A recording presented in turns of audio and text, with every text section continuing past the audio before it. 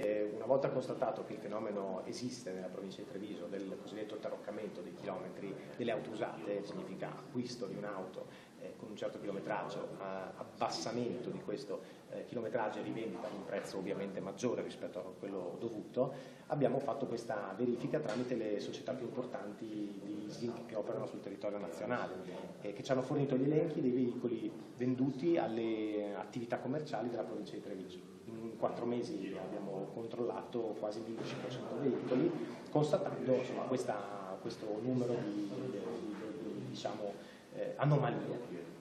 Un intervento a favore anche della concorrenza, insomma, tutela del mercato. Assolutamente, questo fenomeno è assolutamente pericoloso per molteplici aspetti. Uno è sicuramente quello della violazione della concorrenza leale sul mercato di riferimento, perché chiaramente questi rivenditori ovviamente hanno un margine di guadagno elevatissimo su veicoli che vendono anche dimezzando il numero reale dei chilometri, quindi aumentando sensibilmente il valore dei veicoli.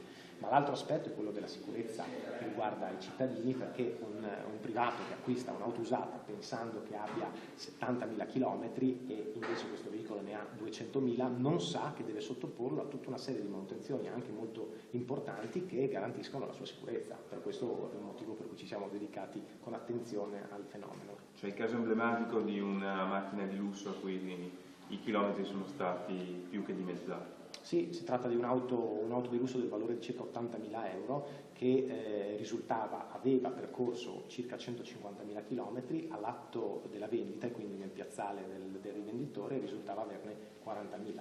Stiamo parlando di svariate migliaia di euro di valore di differenza e un abbassamento insomma, che supera i 100.000 km.